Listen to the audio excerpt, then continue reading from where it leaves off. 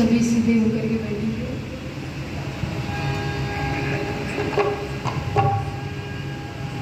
भावकना सरस्वती वाजभिर्वाजिनीवते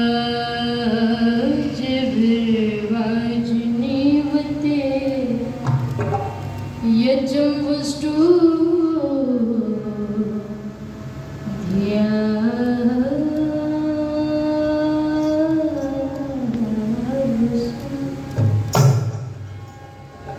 प्रभु इस मन को समझाए तो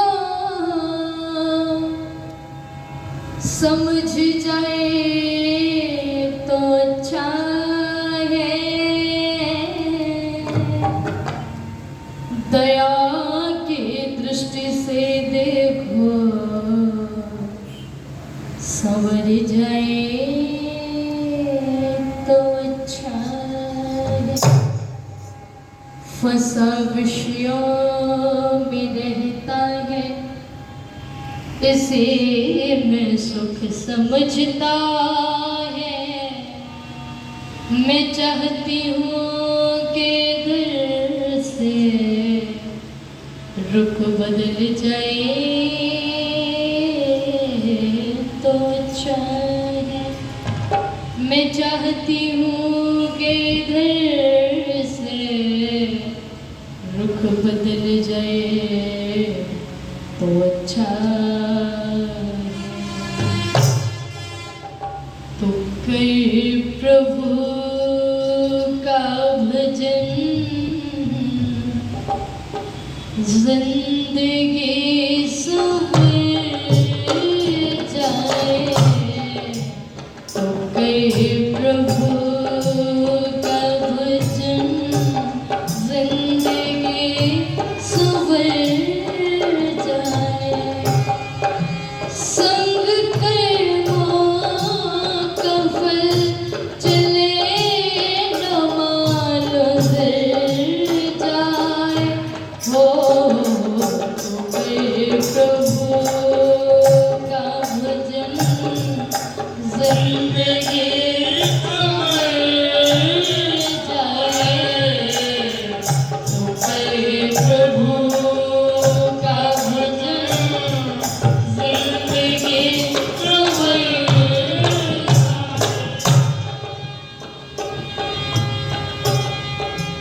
भटकता फिर रहा चहुओर काबा काश में। भटकता फिर रहा चहुओर काबा काश में। प्रभु का वास हृदय में क्यों दर बदल जाए। हो प्रभु का भजन जिंदगी संवर जाए। प्रभु का भजन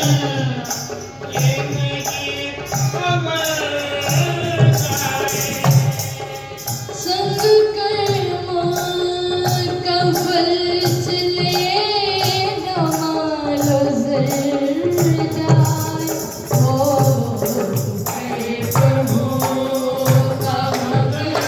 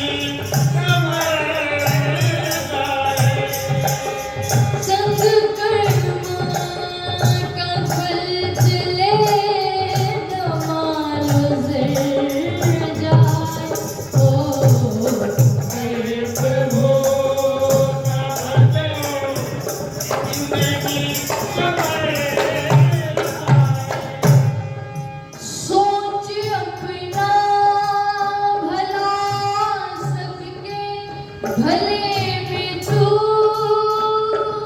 हरदम सोच अपना भला सबके भले में तू हरदम किसी तड़पते हुए पर तेरी नजर जाए हो प्रभु का भजन जिंदगी संवर जाए प्रभु का भजन जिंदगी संवर जाए।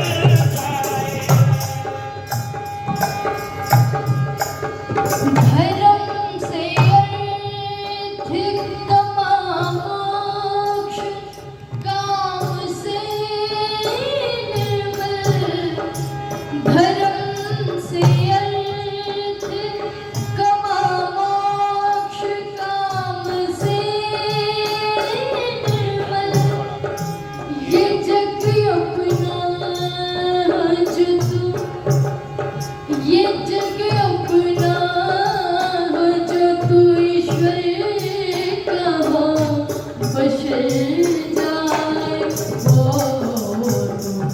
प्रभु का भजन जिंदगी संवर जाए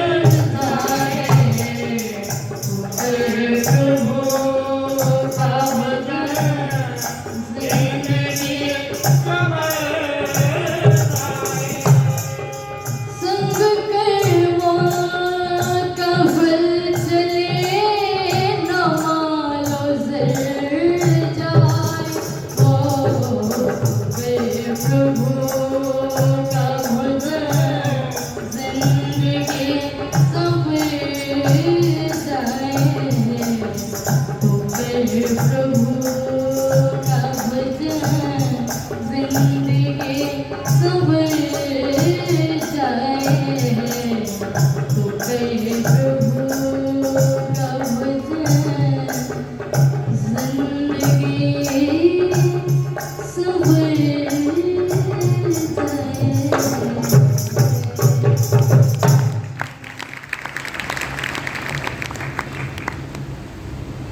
बहुत ही आदर और सम्मान श्रद्धा की योगी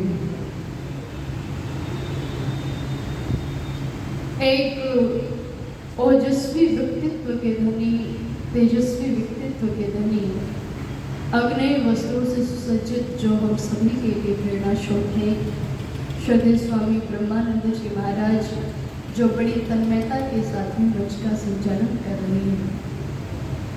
आर्य जगत के बहुत उच्च कोटि के विद्वान बड़ी सरलता और सौम्यता की प्रतिमूर्ति श्रद्धेय आचार्य सुश्रुत सांश्रमी जी आर्य जगत के सुप्रसिद्ध वचनोपदेशिका आत्मीया बहन प्रियंका भारती जी और जिनके मुखारविंद से बहुत सुंदर यज्ञ का अनुष्ठान कराया गया श्रद्धेय करमवीर शास्त्री जी जो अपना सर्वस्व देकर के हमें फलीभूत कर रही हैं। मेरे जीवन के प्रेरणा स्रोत जो एक परछाई की तरह से मेरे साथ रहते हैं श्रद्धेय मेरे पिता जगदीश जी आदरणीय महर्षि बलबीर जी अपनी आर्य समाज के यशस्वी प्रधान जी मंत्री जी कोषाध्यक्ष जी समस्त पदाधिकारी वृंद सामने बैठे हुए प्रबुद्ध वरिष्ठ और विशिष्ट व्यक्तित्व सामने उपस्थित पूजा और वंदना की योग्य पवित्र मातृशक्ति मेरी प्यारी बहनों और भाइयों आइए कुछ चर्चाओं को आप लोगों के मध्य में साझा करने का प्रयास मैं करूंगी इसी आशा और विश्वास के साथ में कि आप लोग बड़े ध्यान से और श्रद्धा से सुनेंगे जो कि आप लोग सुनते हैं। आर्य समाज ने लोगों को नवजीवन दिया है इसमें कोई शक नहीं है कोई संदेह नहीं है और आर्य समाज ने राष्ट्र के लिए क्या कुछ किया है ये आप लोग जरा सा चिंतन करने के लिए बैठेंगे जरा सा जानकारी प्राप्त करने के लिए बैठेंगे तो पता चलेगा आर्य समाज ने लोगों के लिए किया क्या। एक घटना मैं आप लोगों को सुनाना चाहती हूँ। एक घटना है 1943 में, जब पूर्वी बंगाल में कुछ मुस्लिम लीगी व्यक्तियों ने दंगा कराया, तो उस दंगे में बहुत सारी बहन बेटियों के अस्तित्व को लूटा गया। उस दंगे में वृद्धों के सम्मान को ठेस पहुंचाई गई। उस दंगे में छोटे छोटे बच्चों के साथ में दुर्व्यवहार किया गया। और ऐसा जब माहौल पूर्वी बंगाल में था, तो उस समय आर्यवीर दल के अध्यक्ष थे ओम प्रकाश त्यागी जी। संभवतः आप लोगों ने नाम सुना होगा। ओम प्रकाश त्यागी जी को किसी ने संदेश आदि देकर के बताया कि पूर्वी बंगाल में क्या चल रहा है, तो वो अपने साथ में 100 आर्यवीर दल के नौजवानों को लेकर के पहुंचे। और जब 100 आर्यवीर दल के नौजवानों को लेकर के वो पहुंचे, तो जिन बहन बेटियों के अस्तित्व को लूटा जा रहा था, उनके अस्तित्व की रक्षा उन्होंने की। वृद्धों के सम्मान को जो ठेस पहुंचाई जा रही थी, उनके सम्मान को उन्होंने बचाने का काम किया। और जब विजयी होकर के वो कोलकाता कारवा वाली स्ट्रीट आर्य समाज में पहुंचे, तो उनका आर्य समाज के सभी पदाधिकारियों ने फूल मालाओं के साथ में स्वागत किया ओम प्रकाश त्यागी जी का। और जब स्वागत किया, तो वो अपने कमरे में बैठे हुए थे। शाम का समय उस आर्य समाज का एक सेवक, जिसका नाम था तुलसी राम, वो सेवक उनके पास आकर के कहता है कि सब लोग तो आपका सम्मान कर ही रहे हैं, मैं भी आपका सम्मान करना चाहता हूँ। बोले, मैं अपने हाथों से बना हुआ राष्ट्रवादी भोजन आपको कराना चाहता हूँ, आप उसे स्वीकार करें। ओम प्रकाश त्यागी जी लिखते हैं कि मैं बड़ा असमंजस में था कि ऐसा कौन सा भोजन है जो राष्ट्रवादी है। मैं बड़ा जिज्ञासु था ये जानने के लिए। तो ओम प्रकाश त्यागी जी अगले दिन सुबह जल्दी उठे, नहा धो करके तैयार होकर के तुलसीराम के कमरे में जाकर के कहते हैं कि तुलसीराम, तुम जो वो शाम को मुझे राष्ट्रवादी भोजन कराना चाहते थे, मैं वो भोजन करने के लिए बिल्कुल तैयार हूँ, तुम मुझे वो भोजन कराओ। तो तुलसीराम उठा और सामने से एक अलमारी का ताला खोला, और ताला खोल करके उस अलमारी में से एक थाली और एक कटोरा निकाल कर लाए। और उस थाली और कटोरे में जो उन्होंने भोजन बनाया था, दाल चपाती सब्जी आती, वो बड़ी श्रद्धा से उनके सामने परोसा।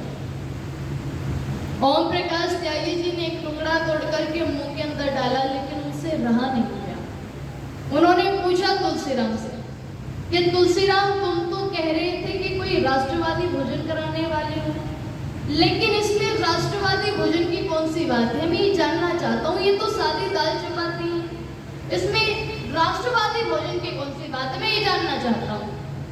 तो तुलसीराम कहते हैं कि यही बात मैं आपको बताना चाहता हूँ, यही बात मैं आपको बताना चाहता हूँ कि सैंडर्स के कत्ल से पहले, क्या कहा मैंने? सैंडर्स के कत्ल से पहले भगत सिंह इस आर्य समाज में आए और वो 3 महीने तक इस आर्य समाज में ठहरे। और 3 महीने तक वो प्रातःकाल सबसे जल्दी उठ करके यज्ञवेदी के समीप बैठ करके 8 मंत्रों का जाप करते थे।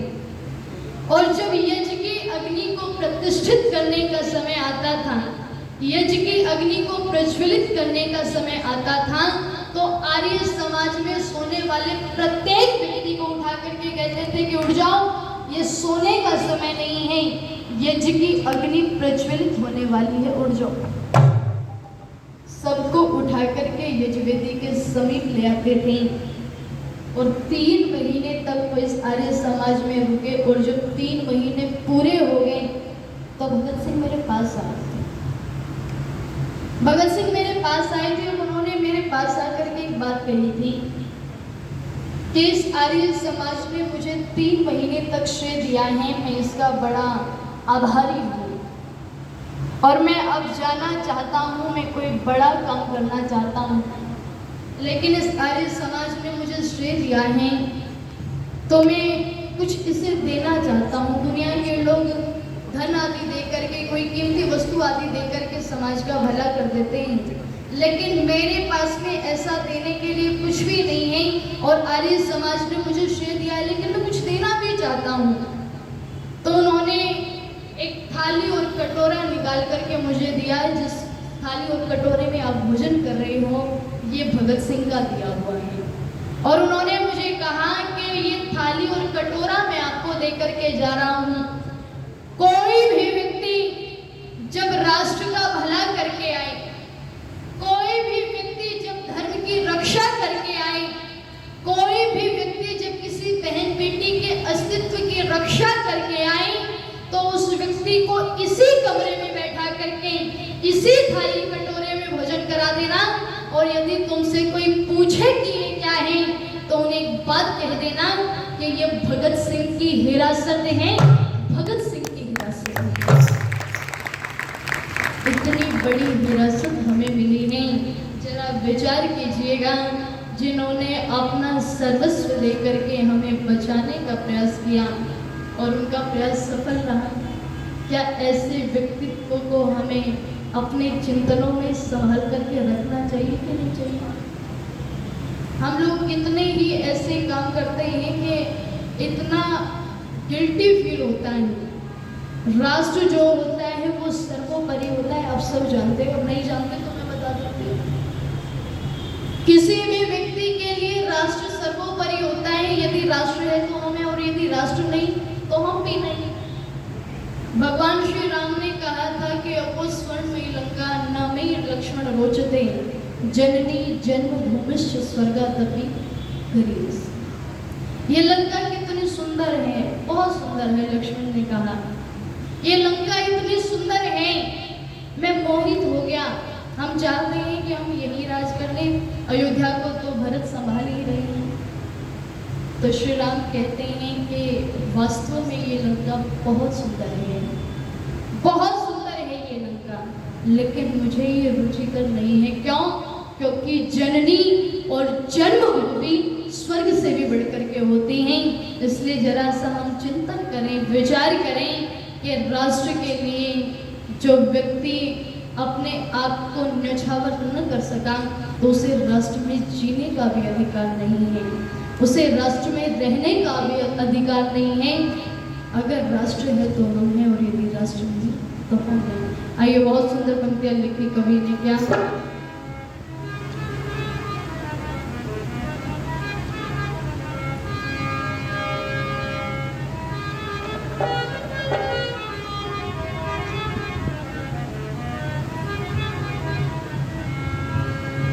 कि तोड़े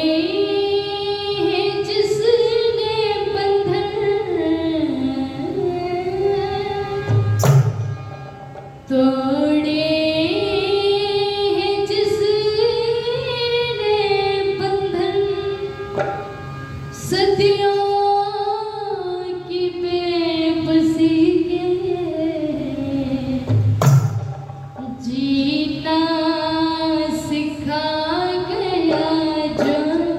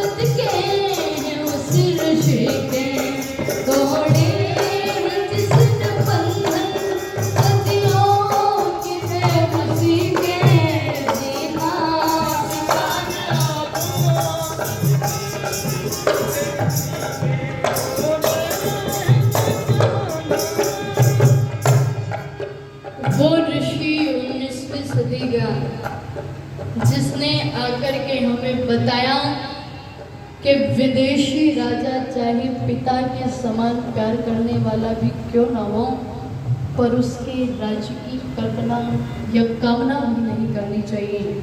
और अगर अपना राजा, स्वदेशी राजा हमें धिक्कार भी दे तो भी हमें उसका आलिंगन कर लेना चाहिए। क्यों? क्योंकि अपना राज अपना होता है, स्वराज सर्वोपरि होता है। इसलिए जरा सा हम विचार करके देखें कि हम क्या थे, क्या हो गए और क्या होंगे अभी। क्यों? क्योंकि हम लोगों ने उन बातों पर विचार किया। ऋषि का सपना था कि ये देश विश्व गुरु बन जाए, लेकिन वो सपना आज भी हम साकार नहीं कर पाए। ऋषि के अंतिम शब्दों पर जरा सा ध्यान दीजिएगा। ऋषि ने ये वादा किया था, लोगों ने ये वादा किया था ऋषि से अंतिम समय कि घर घर से यज्ञ की ज्योति को कभी बुझ नहीं करेंगे, घर घर से ओम के ध्वज को कभी नीचा न होने देंगे, आर्य समाज के कार्य को कभी रुकने नहीं देंगे। इस देश को पुनः विश्व गुरु बनाने का हम सब प्रयास करेंगे। क्या वो हमने एक भी सपना पूरा किया है ऋषि का? एक भी सपना हम लोग पूरा नहीं कर पाए। ऋषि तो चाहते थे कि ये देश पुनः विश्व गुरु बन जाए। और ध्यान रखिएगा, अगर ऋषि दयानंद जी महाराज की बातों पर ये जमाना चल गया होता तो आज ये दुनिया का नक्शा ही कुछ और होता, और दुनिया का नहीं तो भारत का तो नक्शा बदल ही गया होता। ऋषि ने तो हमें जगाने का प्रयास किया। अब जो सो रहे हो उनको तो जगाना आसान होता है, और जो सोने का नाटक कर रहे हो उनको जगाना बड़ा असंभव सा होता है। ये हिंदू जाति, आर्य जाति सो नहीं रही है, ये सोने का नाटक है। क्यों?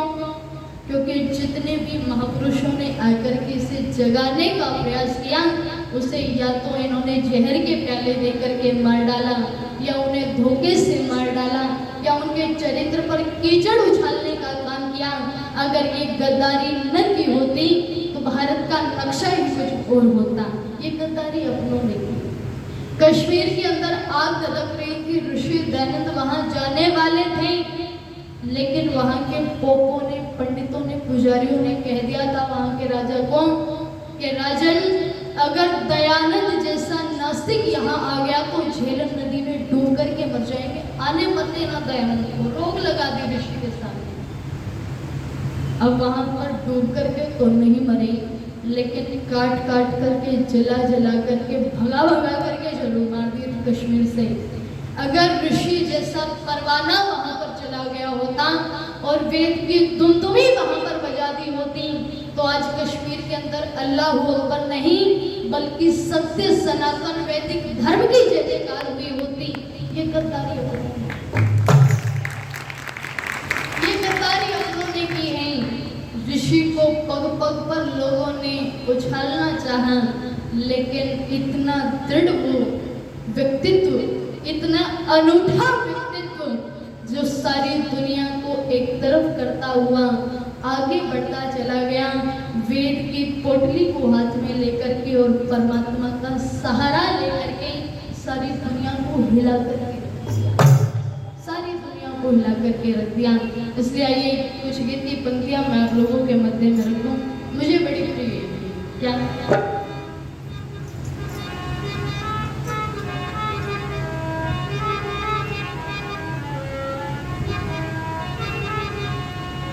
हरियाणा की बड़ी मशहूर तर्ज है, बड़ी फेमस है, और संभवतः आपको भी पसंद आएगी, मुझे बड़ी पसंद नहीं है। क्या कि देश मारे दयानंद आ गया,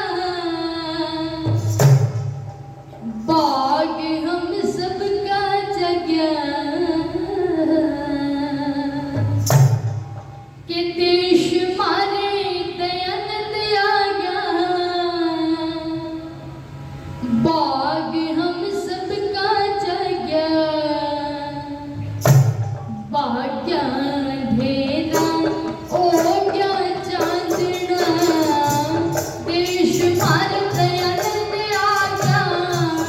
भाग हम सबका जगा, भाग्या अंधेरा ओ क्या चांदना, देश भारत आनंद आ गया, भाग हम सबका जगा, भाग्या अंधेरा ओ क्या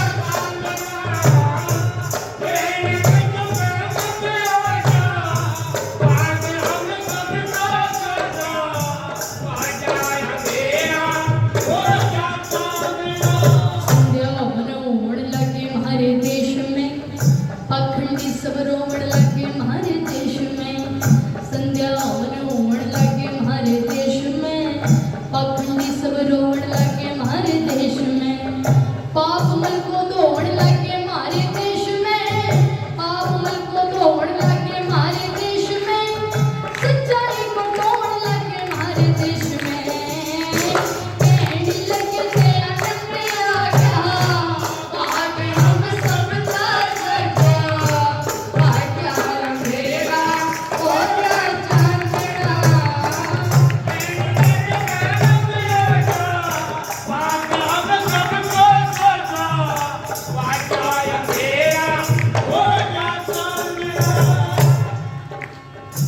देख के मुरझाए फूल फिर खिल गए, पढ़ने के अधिकार हमने फिर से मिल गए, देख के मुरझाए फूल फिर खिल गए, पढ़ने के अधिकार हमने फिर से मिल गए, डोंगी डोंगियों के महल फिर हिल गए, डोंगी डोंगियों के महल फिर हिल गए, पिछड़े भाई भाई हमने फिर से मिल गए, कहने लगे थे आनंद आ गया, भाग हम सबका जगा, भाग्या अंधेरा ओ क्या चांदना, देश भारत आनंद आ गया, भाग हम सबका जगा,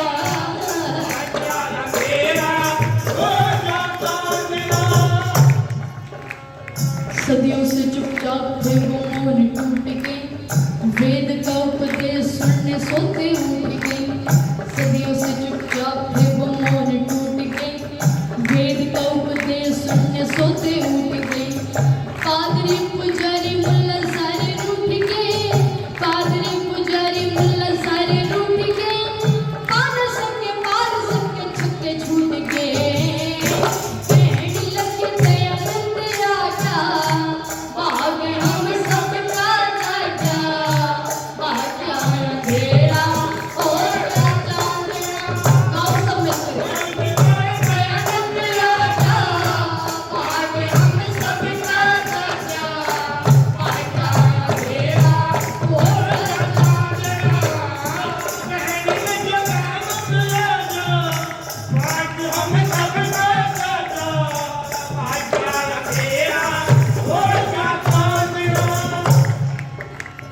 नारियां चुपचाप थी कुछ बोलने लगी, दर्शन उपनिषद के वेद खोलने लगी, ये नारियां चुपचाप थी कुछ बोलने लगी, दर्शन उपनिषद के वेद खोलने लगी, झूठ सच को सही सही तोलने लगी, झूठ सच को सही सही तोलने लगी, ओम का झंडा ले घर घर डोलने लगी, कहने लगी दयानंद आ गया, भाग हम सबका जगा, भाग्या अंधेरा ओ क्या चांदना, देश भारत आनंद आ गया, भाग हम सबका जगा, भाग्या अंधेरा ओ क्या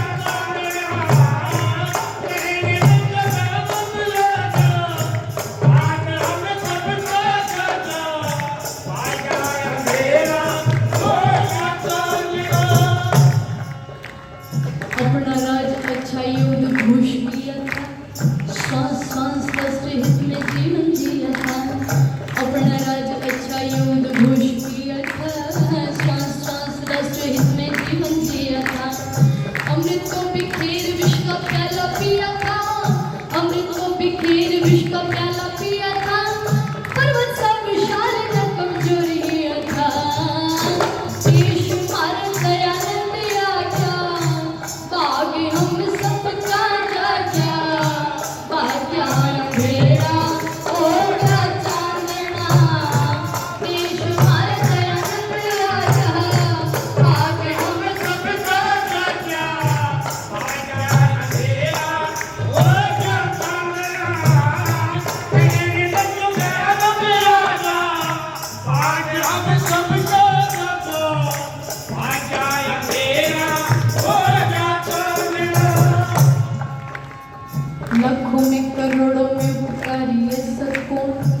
देखे ब्रह्मचारी ब्रह्मचारी ऐसा कौन,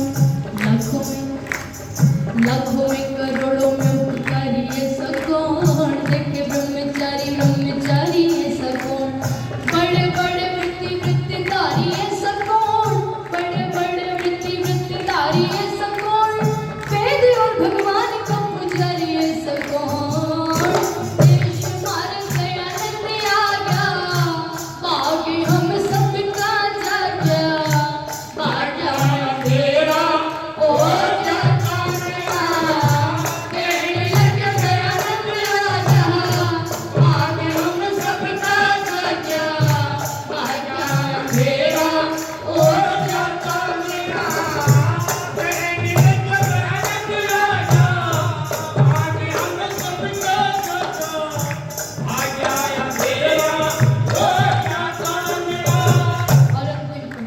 बड़े ध्यान से सुनिए।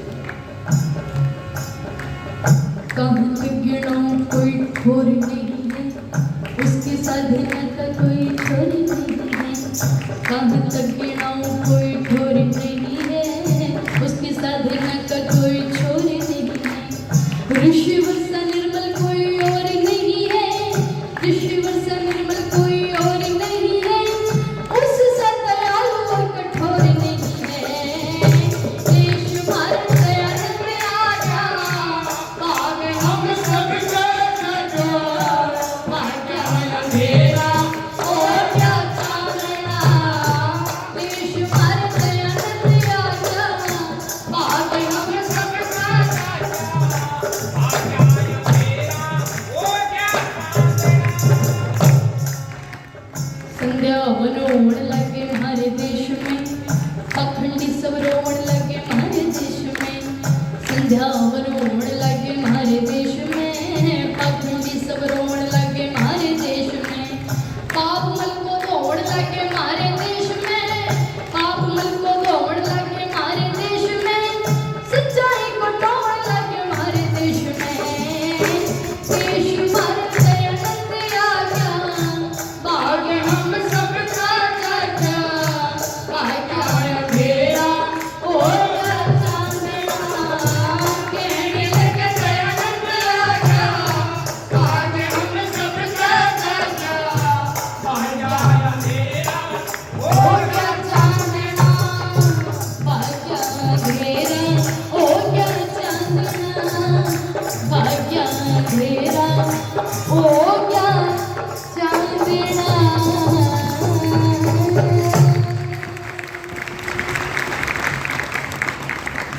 ऋषि ने जब देखा देश के अंदर तो एक आह्वान किया, एक बात कही कि विदेशी राजा की कभी कामना नहीं करनी चाहिए। सबसे पहले आवाज उठाई स्वराज के लिए, सबसे पहले, और नौजवानों के अंदर वो प्राण फूटने का काम किया कि वो हंसते हंसते फांसी के तख्तों को चूम गए।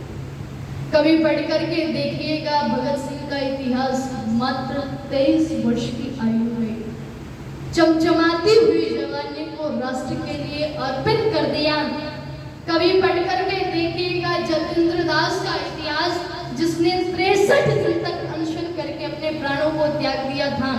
कभी पढ़ करके देखिएगा राम प्रसाद बिस्मिल का इतिहास, वो राम प्रसाद बिस्मिल जो कभी आशिकी की शायरियाँ गाता था, लेकिन जब राष्ट्रभक्ति का रंग चढ़ा, देशभक्ति का रंग चढ़ा, तो वही शायरियाँ राष्ट्रभक्ति में बदल गई थी, देशभक्ति में बदल गई थी।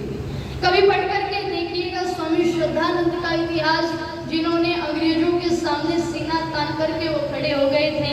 कभी पढ़ करके देखिएगा ऋषि को, जिन्होंने समस्त क्रांतिकारियों के अंदर वो प्राण फूटने का काम किया कि जो हंसते हंसते फांसी के तख्तों को चूम गए, हंसते हंसते राष्ट्र के लिए आहूत हो गए, हंसते हंसते राष्ट्र की बलिवेदी पर अपने आप को न्यौछावर किया। कभी पढ़ करके देखिए, वो जमाना तो हमसे कहीं खो गया है जिसकी ऋषि ने कल्पना की। वो राष्ट्र जो ऋषि बनाना चाहते थे, वो राष्ट्र हमसे कहीं खो गया है।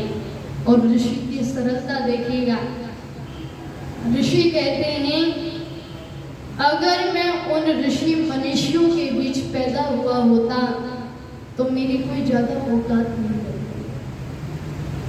ऋषि कहते हैं अगर मैं उन मनुष्यों के बीच पैदा हुआ होता है जिन्होंने राष्ट्र को नया रास्ता दिया, राष्ट्र को बनाया, राष्ट्र के लिए जिए, ईश्वर भक्ति में स्वयं को डुबाया, अगर उन ऋषियों के बीच में पैदा होता तो मेरी चप्पलों को संभालने से ज्यादा कोई औकात नहीं होती। ऋषि ये बात कह रहे हैं। इतनी सहजता, कितनी सरलता उनके व्यक्तित्व में, इतना अनूठा व्यक्तित्व हुआ, लेकिन विडंबना ये है कि हम लोगों ने उसकी मानी, हमने दुनिया की मानी लेकिन ऋषि एक नहीं मानी। आइए एक गीत की पंक्तियां मैं रखूं, समय अभी शेष है। जो ऋषि ने कल्पना की थी वो समय हमसे कहीं हो गया है। कभी विचार कीजिएगा, एक समय वो था जब इस देश के ऋषि मुनि लोग हिमालय जैसे पर्वत की चोटी पर खड़े होकर के हवाला कर देते थे। महर्षि मनु जैसे लोग के एक देश प्रसुतस्य सकाशात् अग्र जन्मना स्वं स्वं चरित्रम शिक्षेरं पृथ्व्यां सर्वपर्वा। अग्र जन्मना यानी ब्राह्मणों के चरणों में बैठ करके विदेशी लोगों ने शिक्षा प्राप्त की। ये देश तो वो देश था, ये देश तो वो देश था जिन्होंने संपूर्ण विश्व को जीने का तरीका और सलीका दिया है। ये देश तो वो देश था जिसने संपूर्ण विश्व को मार्ग दिखाया। ये देश तो वो देश था जहाँ पर पूछा जाता था लोगों से कि सबसे ज्यादा विद्वान तो केवल और केवल भारतवर्ष की तरफ उंगली उठती थी कि भारत में। सबसे ज्यादा धनवान तो भारत में, सबसे ज्यादा बलवान तो भारत में, सबसे ज्यादा चरित्रवान तो भारत में, और मैं कहती हूँ सबसे ज्यादा सुंदर तो वो भी कहाँ मेरे भारत में। लेकिन वो जमाना हमसे कहीं हो गया। तो बहुत सुंदर सुनते हैं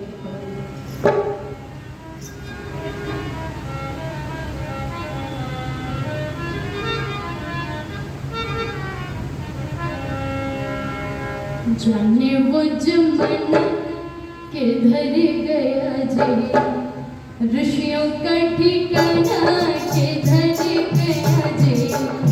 जाने वो जमाना किधर गया जी, ऋषियों का ठिकाना किधर गया जी। जाने वो जमाना किधर गया जी, ऋषियों का ठिकाना किधर गया जी। जाने वो जमाना किधर गया जी, ऋषियों का ठिकाना किधर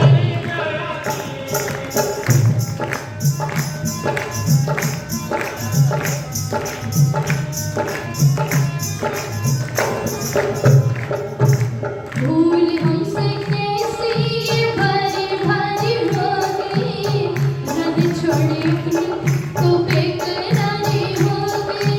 भूल हमसे कैसी ये भारी भारी होगी, रब छोड़ी अपनी तो बेकरारी होगी।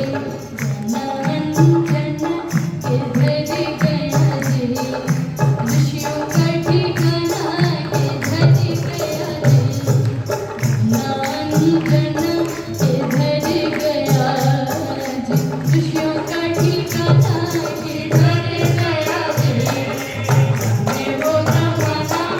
किधर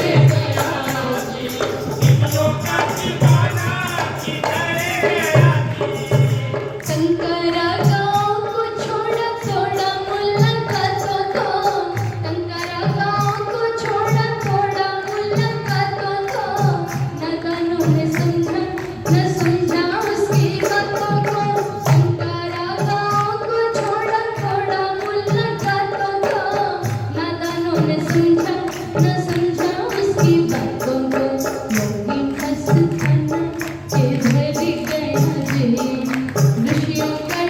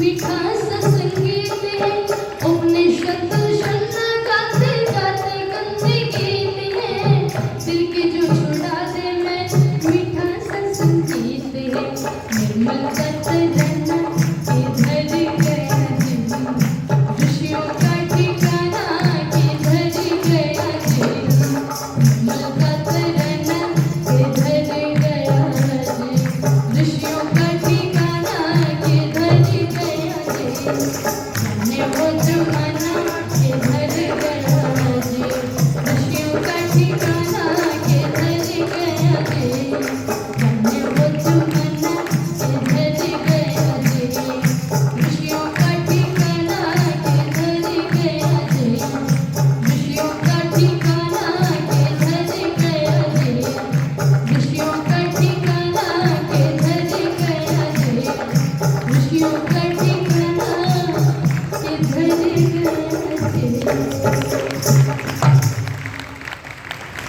ऋषियों का ठिकाना हमसे कहीं खो गया भारत देश की संस्कृति हमसे कहीं खो गई वो वेदों का खजाना हमसे कहीं खो गया वो धर्म प्रचार हमसे कहीं खो गया इसलिए जरा सा इन बातों पर हम लोग चिंतन करेंगे विचार करेंगे कि हम लोगों ने क्या कुछ खोया है और क्या कुछ रहा तो कुछ भी नहीं है सब कुछ हम लोगों ने खो दिया इसलिए जरा सा चिंतन हम लोग करेंगे विचार हम लोगों करना है आप लोगों ने बड़े ध्यान से दीक्षित होकर के मुझे सुना आप सभी का बहुत बहुत धन्यवाद जो निर्धारित समय मुझे मिला था वो समाप्त हो चुका है इन्हीं शब्दों के साथ इति होती अभी तनु आर्य जी से आप ईश्वर भक्ति और स्वामी दयानंद के गुणों का वखान सुन रहे थे।